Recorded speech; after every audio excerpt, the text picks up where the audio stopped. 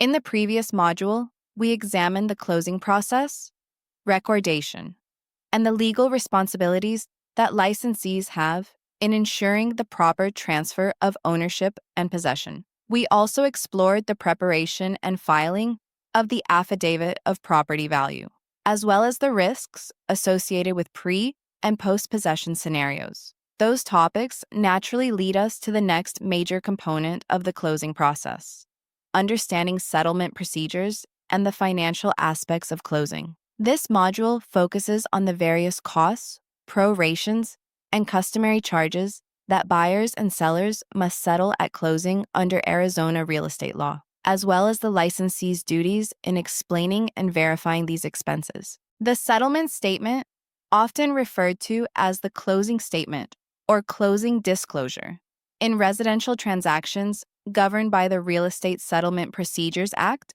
RESP, is a detailed accounting of all financial aspects of the transaction. It itemizes every charge, credit, fee, and adjustment involved in the sale. The purpose of this document is to ensure transparency and fairness by showing how funds are distributed and to whom they are paid. RESP, a federal law enacted in 1974, requires lenders to provide a closing disclosure to borrowers at least 3 business days before closing on most federally related mortgage loans. This gives buyers adequate time to review loan terms, fees, and closing costs. In cash transactions or certain commercial deals, Arizona escrow agents provide a similar settlement statement that serves the same function. At closing, costs are divided into buyer's costs and seller's costs. While some fees are customary, others can be negotiated within the purchase contract. In Arizona, the buyer typically pays for title insurance for the lender, loan origination fees, credit report fees, property appraisal, inspection costs, and escrow fees. The seller, on the other hand, generally pays for the owner's title insurance policy, real estate commissions, and half of the escrow fee, unless negotiated otherwise. The allocation of costs is governed primarily by the terms of the contract, but many title companies in Arizona follow long-standing local customs that determine who pays for which items. A central feature of the settlement process involves prorations, which are adjustments for costs or benefits that overlap the closing date. For example, property taxes, homeowners association dues, and rents are often prorated so that each party pays or receives their fair share based on the exact day the property changes hands. Arizona follows the standard convention that the day of closing belongs to the buyer, meaning the buyer assumes expenses beginning on the day of recordation. For instance, if property taxes for the year total $2,400 and the sale closes on June 30th, the seller would pay for 6 months, on $200, and the buyer would pay for the remaining 6 months. The settlement statement also reflects commission payments, typically paid by the seller at closing in accordance with the listing agreement. These funds are distributed by the escrow officer to the listing and cooperating brokers. Arizona's Commissioner's Rule R4281101I emphasizes that licensees must accurately disclose and document all compensation received, ensuring that the amounts on the closing statement match those in the broker's file. Misrepresentation or failure to disclose commission terms could constitute a violation under ARS Paragraph 32, Ad 153,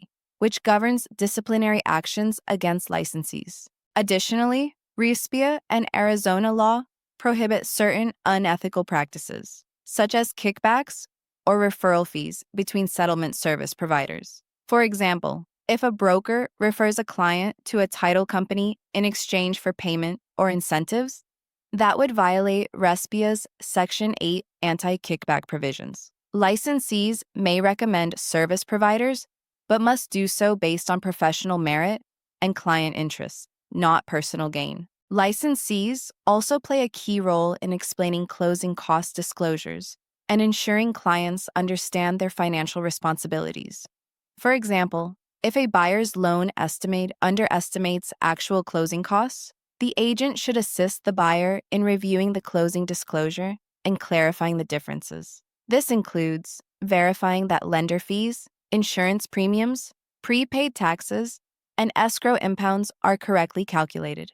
Similarly, agents should confirm that seller credits or concessions, such as contributions toward buyer closing costs, appear correctly on the final statement. Consider this example. A buyer in Scottsdale purchases a $650,000 home with financing. At closing, the buyer's statement lists lender origination fees, title insurance premiums, recording fees, prepaid interest, and prorated property taxes. The seller's statement shows real estate commissions, title insurance for the owner's policy, HOA transfer fees, and a credit to the buyer for agreed repairs. The escrow officer reconciles all amounts, ensuring the buyer's loan funds are dispersed, commissions are paid, and title is recorded. The licensee's responsibility is to confirm that all credits and debits align with the contract terms and to maintain a copy of the closing statement in the broker's transaction file.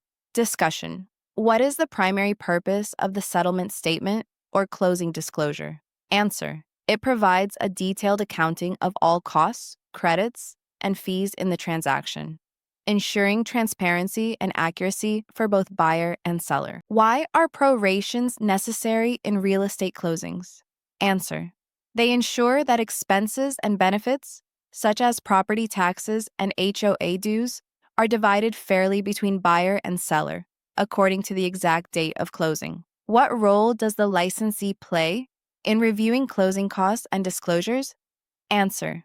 The licensee must verify accuracy, ensure consistency with the purchase contract, and help clients understand their financial responsibilities at closing.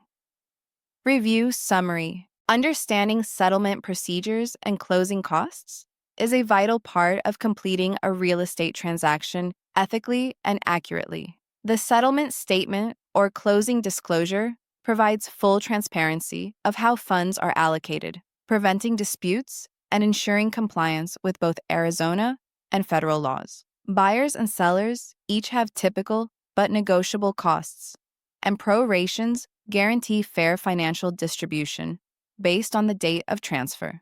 Licensees must ensure all amounts are correct, all compensation is properly disclosed, and no prohibited referral fees or kickbacks occur. The broker's duty of record retention under ARS, paragraph 32, 2151, Jones 1, ensures that complete documentation, including the final closing statement, is preserved for at least 5 years. By mastering these settlement procedures, licensees uphold the trust placed in them by clients and regulators alike, and help ensure that every Arizona real estate transaction concludes with integrity and clarity.